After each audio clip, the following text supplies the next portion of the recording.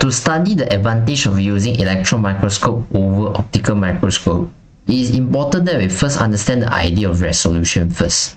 So resolution is the ability of an imaging system to resolve detail in the object that is being imaged. So your object here, if you want to produce an image, there will be details on the object.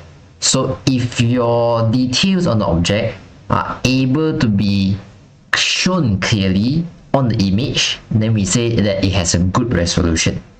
However, if there are certain details that are on the object but cannot be seen clearly on the image, we call that image to have a poor resolution, or we can say the imaging system that we use has a poor resolution. Okay, so let's say this is the object that we want to form an image. Okay, we are maybe using a camera, we want to take a picture, so that this object, this real cat over here, I want to form an image of this real cat over here.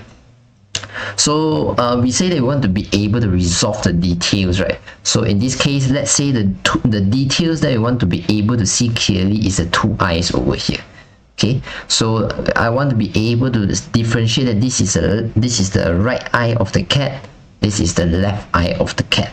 So a good resolution picture should be able to see the left eye and the right eye clearly, not jumble up blurry to form a block of eye. Okay, if it's a block of thing, not able to see the left and right eye clearly, it's poor resolution. If you're able to see the right eye and the left eye and the right eye very clearly, they are distinct two blocks, so that one we call it as good resolution.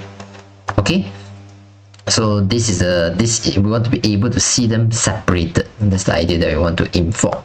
So this is the object, this is the cat with its two eyes over here. So the light from these two eyes, okay, light will reflect off the surrounding, and light from the surrounding will reflect off the cat, then it will enter the lens of this camera over here.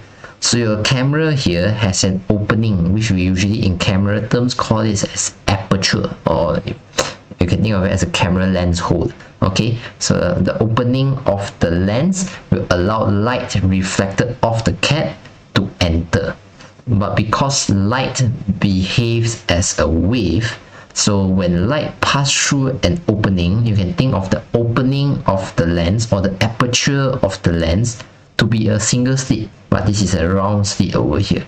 Okay, so you can think of a round aperture or a round hole.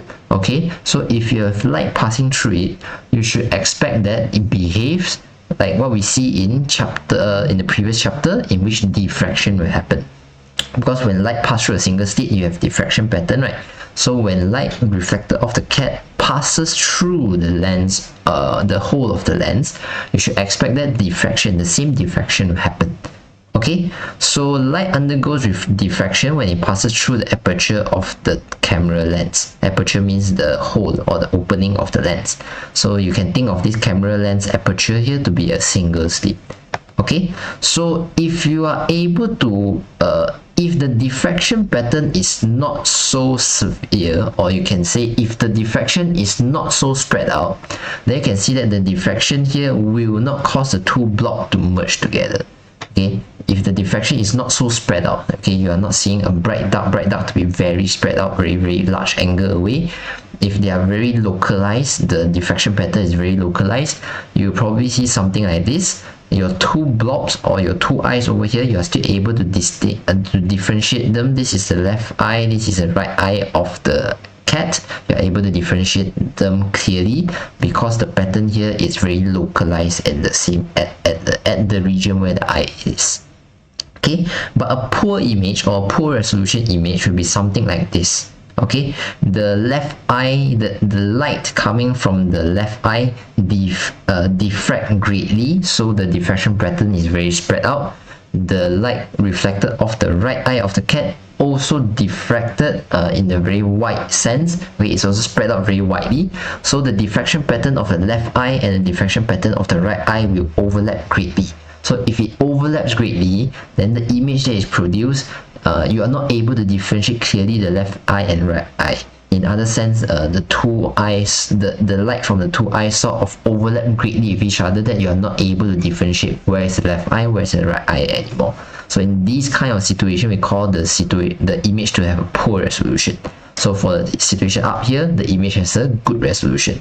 Of course, you are not able to see a cat here because I'm just trying to use cat to form a more concrete example. So this is basically them taking a picture of two blobs of light. They're taking a picture of two blobs of light, and if you are able to get a good resolution, this is what you get for the image. If you have poor resolution for your camera, you are going to get this image. So this is the object is two blobs of light for this situation, but I can use it to relate to the left eye and right eye of this cat over here. Okay, so this is called resolve. So this is called partially resolved. So this is called unresolved. And the good scenario, the best scenario that we want is to be able to resolve between the details of the object so that we are able to see the object being translated into the image clearly. Okay, so yeah, this is increase in resolution, another example. So when it's poor resolution, you can see that the diffraction pattern is very spread out, or you can say it covers a great angular wave, or it covers a great angle. So because it covers a great angle, it's so spread out, all the blobs of light, their diffraction pattern will overlap significantly with each other. So if they overlap significantly with each other, you should expect a great overlap, then you're not able to differentiate between the details over here. So this one, you're not able to differentiate the details. This is poor resolution. So you're able to differentiate the details of everything very quite clearly. So this is good resolution.